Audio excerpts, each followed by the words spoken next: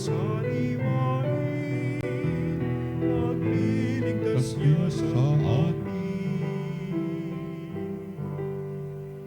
Sa ngala ng Ama at ng Anak at ng Espiritu Santo, Amen. sumainyo ang Panginoon. At sumainyo rin. Mga kapanalig sa ating pagsisimula ng banal na misa, ating munang kilalanin ating mga kasalanan at hiling ng awa at patawad ng ating Panginoon. Inaamin ko sa makapangyarihan Diyos At sa inyo, mga kapatid, na lubha akong nagkasala sa isip, sa salita at sa gawa, at sa aking pagkukulang. Kaya isinasamo ko sa mahal na Birheng Maria, sa lahat ng mga anghel at mga banal, at sa inyo, mga kapatid, na ako'y panalangin sa Panginoong ating Diyos. Kaawa tayong makapangyarihan Diyos, patawarin tayo sa ating mga kasalanan at patubayan tayo sa buhay na walang hanggan. Amen. Panginoon, kaawaan mo kami. Panginoon, kaawaan mo kami. Kristo, kaawaan mo kami. Kristo, kaawaan mo kami. Panginoon, kaawaan mo kami. Panginoon, kaawaan mo kami. Manalangin tayo. Ama naming makapangyarihan, kaming iyong mga kinupkop ay niloob mong maging mga anak sa liwanag mong kaloob. Huwag mong ipahintulot na sa katiwalian kami ay masangkot. Panatilihin mo kaming nagliliwanag sa iyong katapatang lubos na sumisikat. Sa pamamagitan ni Jesucristo, kasama ng Espiritu Santo, magpasawalang hanggan. Amen. Pagbasa mula sa aklat ni Propeta Amos. Gawin ninyo ang matuwid, huwag ang liko, upang kayo'y mabuhay. Sa gayon, sa inyo ang Panginoon, ang Diyos na makapangyarihan, tulad ng sinasabi ninyo. Kamuhian ninyo ang masama, ibigin ng mabuti, at pairalin sa mga hukuman ang katarungan. Baka sakaling kahabagan ng Panginoon ang matitirang buhay sa bansang ito. Namumuhi ako sa inyong mga piging. Hindi ako nalulugod sa inyong mga pagdiriwang. Hindi ko matatanggap ang inyong mga handog na susunugin. Handog na mga uhay at mga hayop na pinataba bilang handog ng pasasalamat. Tigilan na ninyo ang magugulong awitan. Ayokong marinig ang inyong mga tugtugan. Sa halip ay pairalin ninyo ang katarungan gaya ng isang ilog na umaagos ng patuloy. Ang salita ng Diyos. Salamat sa Diyos. Ang masunurin sa Diyos ay sasagipin niyang lubos. Ang masunurin sa Diyos ay sasagipin niyang lubos. Kayong aking mga lingkod, makinig sa sasabihin. Ako ay Diyos, ang inyong Diyos, salita ko'y unawain. Ako'y mayroong patutuot, saksi laban sa Israel. Ang masunurin sa Diyos ay sasagipin niyang lubos. Hindi ako nagagalit dahilan sa inyong handog, ni sa inyong mga haing sa dambanay sumusunog. Bagaman ang mga toro'y hindi ko na kailangan, maging iyang mga kambing at ang inyong mga kawan. Ang masunurin sa Diyos ay sasagipin niyang lubos. Pagkat akin iyang hayop sa gitna ng kagubatan, maging bakang naglipana sa maraming kaburulan.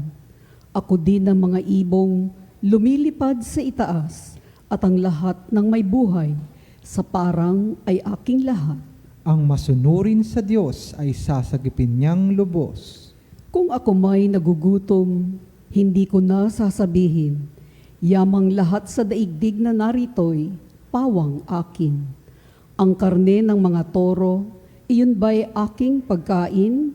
At iyon bang inumin ko ay dugo ng mga kambing? Ang masunurin sa Diyos ay sasagipin niyang lubos. Bakit ninyo inuusal yaong aking mga utos?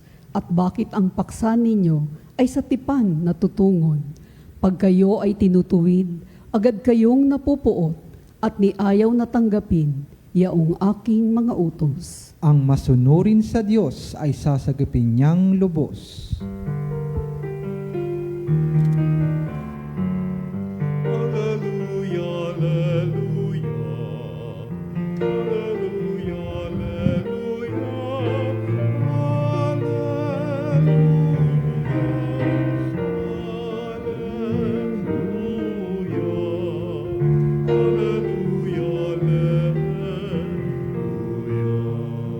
magulang nati Diyos Ama, anak ng salita niya, tayong mga aning una.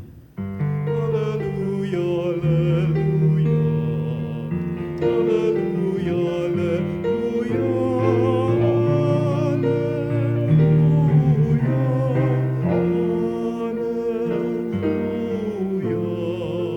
Alleluia, alleluia.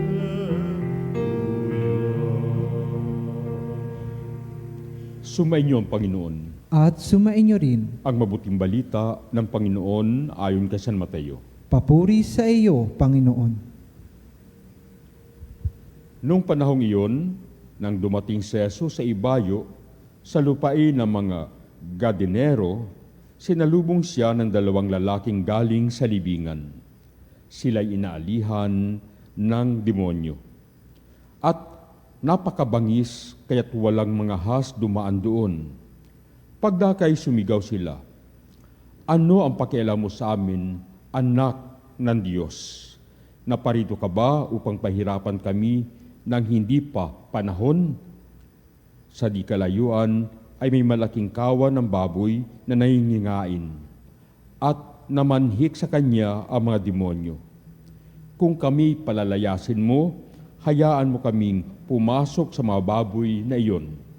Sinabi ni Jesus, "Humayo kayo." Kaya't lumabas sila sa dalawang lalaki at pumasok sa mga baboy. Ang buong kawan ay biglang sumibad ng takbo tungo sa bangin, nahulog sa lawa at nalunod. Patakbong umuwi ng bayan ang mga tagapag-alaga ng kawan at pagdating doon ay pinamalita ang lahat ng bagay, pati ang nangyari sa mga inalihan ng demonyo. Kaya't lumabas ang buong bayan upang salubungin si Jesus. Pakita sa kanya, ipinamanhik nilang siya'y umalis sa kanilang lupain. Ang mabuting balita ng Panginoon. Pinupuri ka namin, Panginoong Heso Kristo. Magandang araw po mga kapanalig. Higit natin siguro maunawaan ang ating mga narinig na salita ng Diyos kung ating babalikan ang unang pagbasa mula kay Propeta Amos. Kung ano ba ang sitwasyon ng Israel nung panahong iyon. Nung panahong iyon, ang isang kaharian na sinimulan ni Haring David ay nahati sa dalawa, bunga ng pag-aaway. Sila, dahil sa kanilang hindi pagsunod sa tipan na kanilang pinasukan sa harapan ng Diyos, nagkawatak-watak ang bayan at unti-unting nasira. At ito para bang kung sa taong malapit na mamatay, parang ito yung mga huling hininga na kung saan ang propeta na si Amos, sila'y pinaalalahanan. Kung gagawin niyo lamang ang tama, ang mabuti, kung kayo lamang magiging tapat sa inyong tipan sa ating Panginoon, baka mabigyan pa kayo ng buhay. Baka maligtas pa ang kaharian. Pero hindi ito nangyari. Sapagkat patuloy ng bayan ay nagkasala at tumalikod sa Diyos. Diyos na nagpahayag sa kanila ng kanyang pagmamahal at ng kanyang lakas, kapangyarihan upang sila'y pangalagaan. Tumalikod sila sa Diyos at sumamba sa ibang Diyos-Diyosan. At ito'y nagbunga ng kanilang pagkakatapon sa Babylonia. Nasira ang buong kaharian ng Israel, pati ang kanilang templo ay nasira din. Ang Diyos ay tunay na makapangyarihan at mapagmahal. Pinangalagaan niya ang mga taong tapat sa Kanya at niya pabayaan ang taong masira ng hindi pinaalalahanan.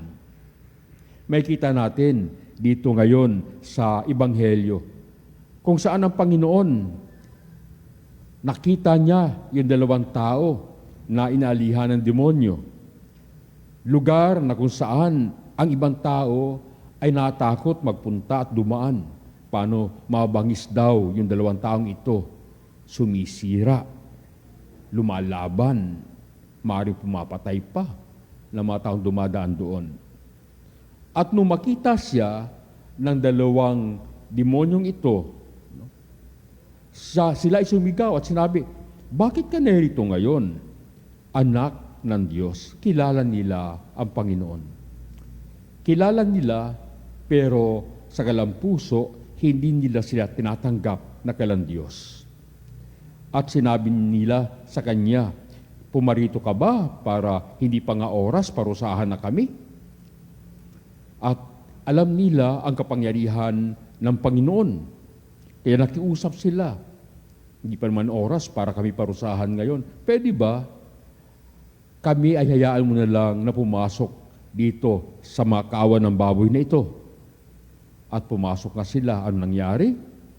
Ang dalawang taong ito na inaalihan ng demonyo ay naging malaya sa pagkaalipin ng demonyo. Ibig sabihin, naging normal sila. Pero, ang kabayaran, yung mga baboy na inalagaan ng nauroon ng mga tagapangalaga, ay dumiretso sa tubig, sa lawa, at namatay lahat. Malaking kawalan doon sa may-ari ng baboy. At ang mga tagapangalaga nito, patakbong nagpunta sa bayan upang ibalita yung nangyari. Nangyari doon sa dalawang tao na dating naalihan ng demonyo at ang nangyari din sa mga baboy.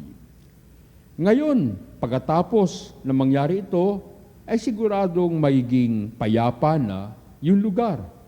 Makakaranas sila roon ng maayos. Wala nang magiging problema, wala nang takot. Pero nangyari, pumunta sila sa ating Panginoon at sinabi, umalis ka rito sa aming lugar. Bakit? Paano naapektuhan ang kanilang kabuhayan? Hindi dahil sa naging payapa na ang lugar, kundi mas pinili nila yung yaman kaysa kapayapaan na dumating sa kanila. At itong nakakalungkot, kung minsan ipinagpapalit natin ang dalang kapayapaan ng Panginoon sa bagay na pang-personal at makamundong bagay sa buhay natin. Kung minsan hindi natin matanggap ang nais ng Panginoon na dapat nasa puso natin at na isinasagawa natin, at tinatalikdan natin ito. Kaya nga, masabi natin, sa mga tao talagang tumatanggap sa Diyos, ang katibayan nito ay ang gawaing mabuti, ang gawaing nakatulong sa kapwa, ang gawain na ibigay ng kapayapaan. Alam nyo, minsan, kung ako'y naimbitahan ng mga tao na gustong basbasan ng galang bahay, mag-house blessing, ang unang tinatanong ko ay, bakit kayo nagpapa-house blessing? Ang madalas na sagot ay dahil sa may naramdaman daw silang hindi mabuting espiritu sa bahay. No? At gusto nila na paalisin ito. Ang lagi ko sinasabi, mapaalis nyo lang ang masamang espiritu kung inyong tatanggapin ang mabuting espiritu. Kahit ano pang uri ng blessing ang gawin natin sa lugar, kahit na ipaghanda pa natin ng napakaraming leksyon ang blessing, pero kung sa puso natin, hindi natin tinatanggap yung pinagmulan ng blessing na ito, na walang iba kundi ang mabuting espiritu, ang espiritu ng Diyos, walang saysay ang anumang ginagawa natin na pag-bless ng bahay natin. Ganito rin masabi natin sa lahat ng uri ng pagsamba natin na pinaalala sa atin ni Propeta Amos. Ano man ang ialay mo sa iyong pagsamba sa Diyos, kung ang iyo namang ginagawa sa buhay ay puro kabuktutan, walang saysay ang lahat ng ito. Kaya nga, ngayon, sa ating banal na misa, ipanalangin natin na sana talagang ating tanggapin ang Panginoon, ang mabuting espiritu sa puso natin, at sundin natin kung anuman ang Kanyang hinihingi sa atin. At ito'y makikita sa bunga na ating ginagawa. Ginagawang kabutihan, ginagawang makatutulong sa ating kapwa-tao, ginagawang makatarungan. Kaya ipanalangin natin, nawa tayo ay maging tunay na mga tao na pinaghaharian ng Panginoon at hindi ng demonyo. Amen.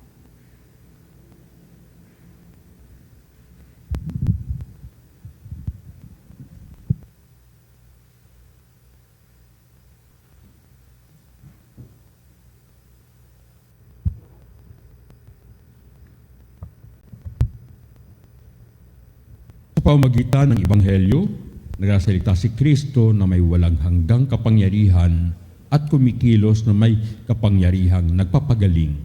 Sa pamamagitan niya, manalangin tayo na may pananalig.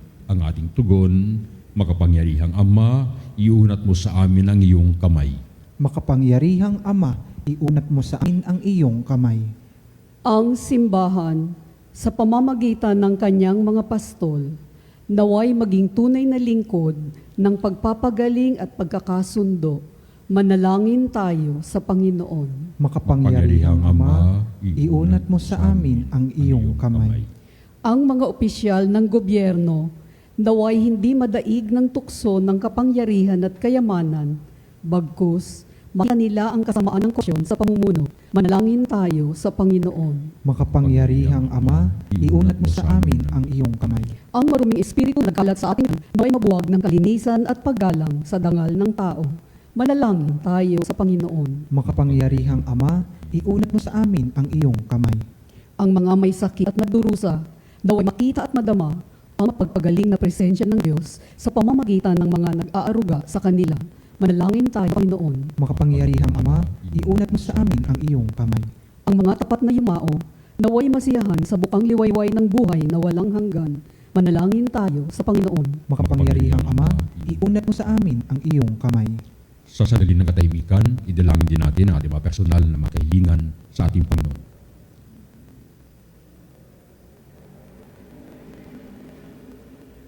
Makapangyarihang Ama, dinadala namin sa iyo ang mga pangailangan at may pananalig nagdarasal kami sa iyong tulong upang makalaya kami sa impluensya ng kasamaan. Hinihiling namin ito sa magitan ni Kristo na aming Panginoon. Amen.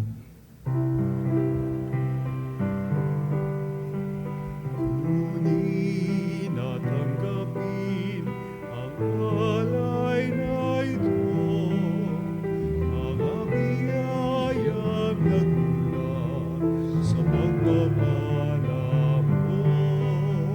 Handa ng bawat pusong agad inibig ko, ngayon na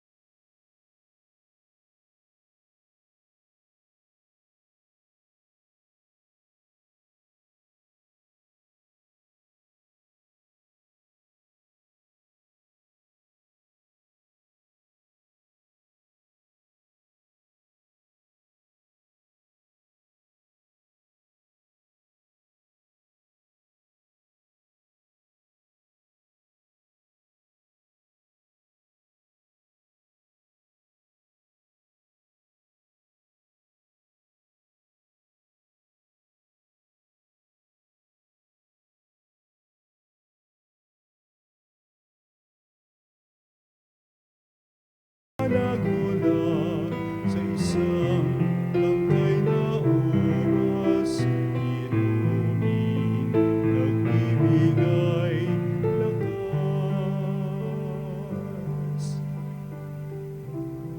Manalangin tayo mga kapatid o ating paghahain ay maging kalugod-lugod sa Diyos Amang makapangyarihan.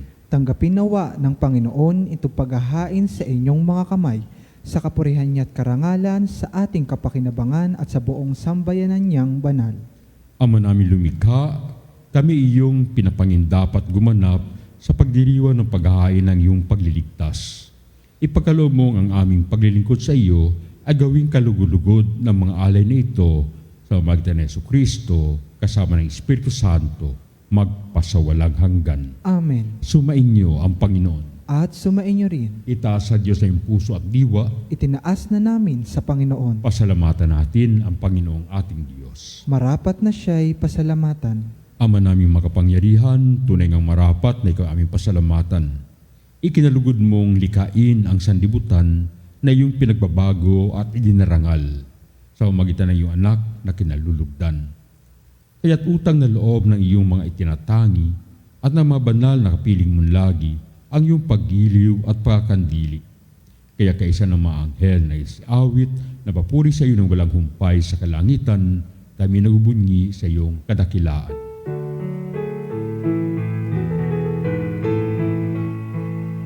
Santo, Santo, Santo, Panginoong Diyos ng mga hukbo.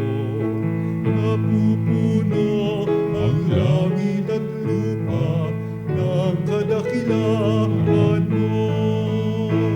Hosana, Hosana, sa kaitaasan.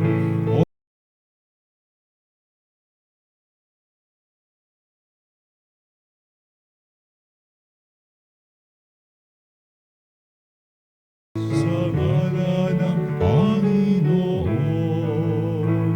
Hosana, Hosana, sa kaitaasan. Hosana, Hosana, sa kaitaasan. Ama naming banal, ikaw ang bukal ng tanang kabanalan. Kaya sa pamagitan ng iyong Espiritu, gawing banal mga kaloob na ito upang para sa amin maging katawan at dugo ng aming Panginoong Hesukristo. Bago niya pinagtiisang kusang loob na maging handog, hinawakan niya ang tinapay. Pinasalamatan kaniya, pinaghati-hati iyon, ibinigay sa kanyang mga alagad at sinabi, "Tanggapin niyong lahat ito at kanin. Ito ang aking katawan na ihahandog para sa inyo."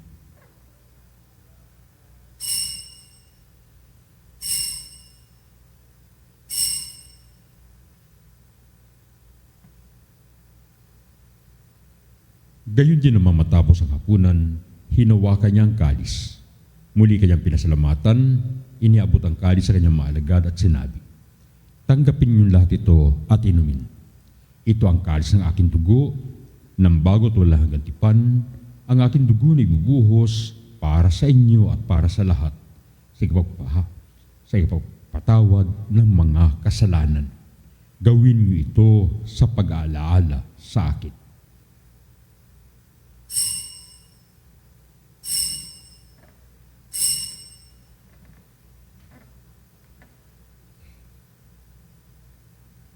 Ang misteryo ng pananampalataya. Si Kristo ay gunitain, sarili ay inihang, nagsasaluhan natin, hanggang sa siya'y dumating, hanggang sa siya'y dumating. Ama, ginagawa namin ng pag-aalaala sa pagkamatay, kaya iniaalay sa iyo ang tinapay kay buhay, ang kalis na kaloob ng kalikasan. Kung programa tayo laging marapat, Diyos sa harap mo, para maging sa'yo.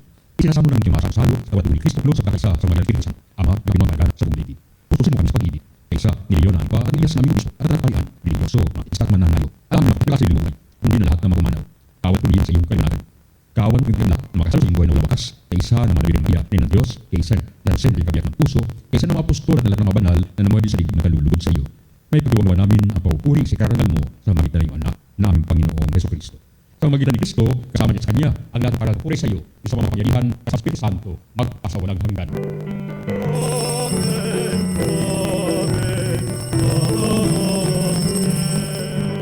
Ngayon, panalig at pagmamahal ating tawagin ating Ama na nasa langit.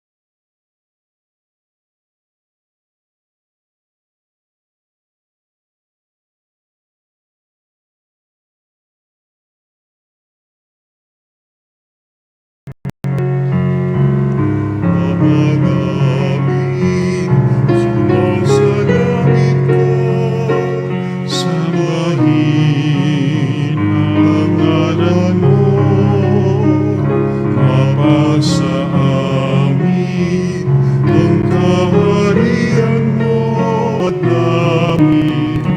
Sa nagkakasala sa amin, at wag mo kami ipagdulot sa tukso. Kahiyayan mo kami sa lahat ng masama.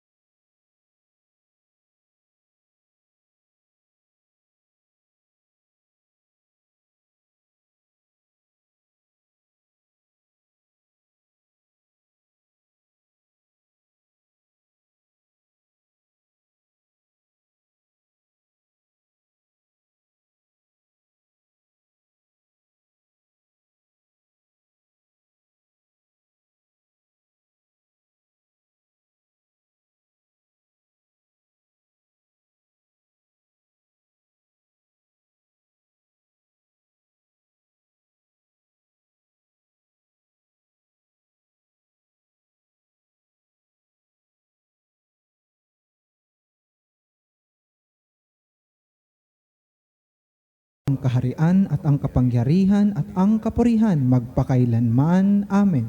Panginoong Kristo, sinabi mo sa iyong mga apostol, kapayapaan ang iniiwan ko sa inyo, ang iyong kapayapaan ang binibigay ko sa inyo.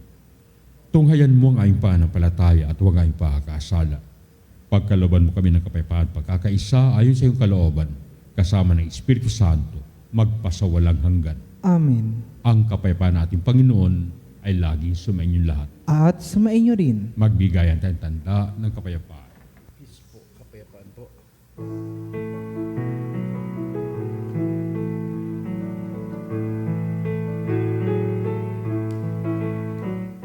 Kordero ng Diyos na nag-aalis ng mga kasalanan ng sanlibutan, maawa ka, maawa ka.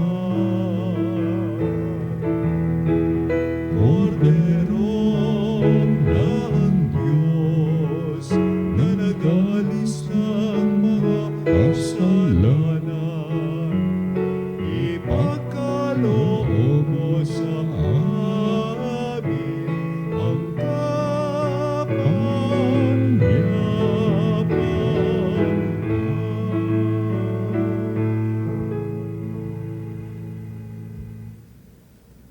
Ito ang kordero ng Diyos. Ito siya nag-aalis ng mga kasalanan sa sanlibutan. Mapalad ang mga tinatawag sa piging ng kordero. Panginoon, hindi ako karapat-dapat na magpatuloy sa iyo, ngunit sa isang salita mo lamang ay gagaling na ako.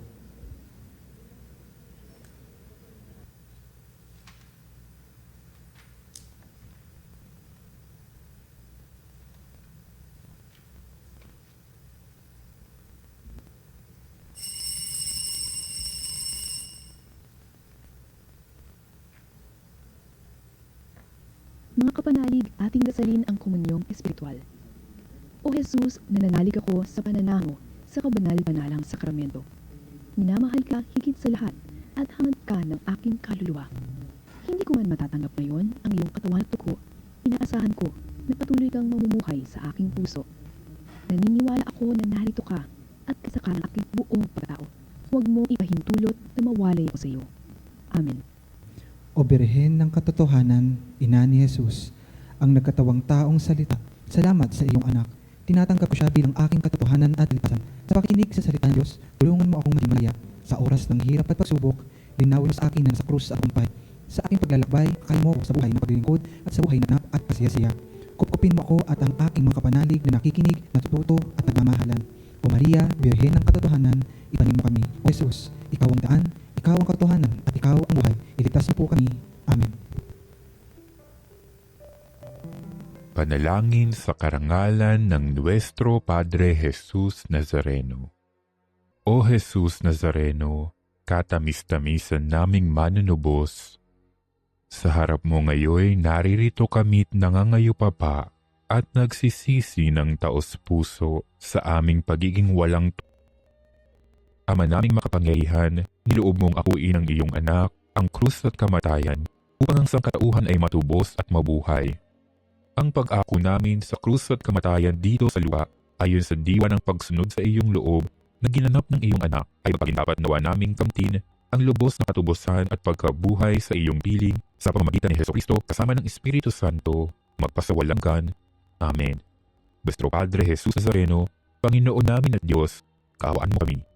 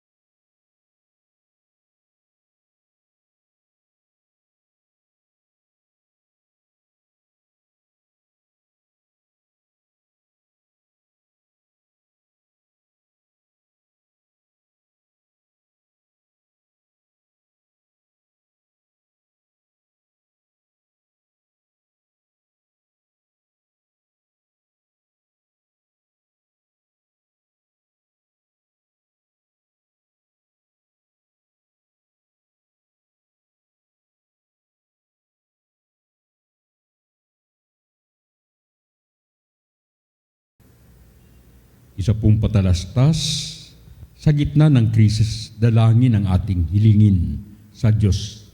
Pag-asa ang ating hanapin. Mag-alay ng pamisa at panalangin sa gitna ng kinakaharap ng ating bansa.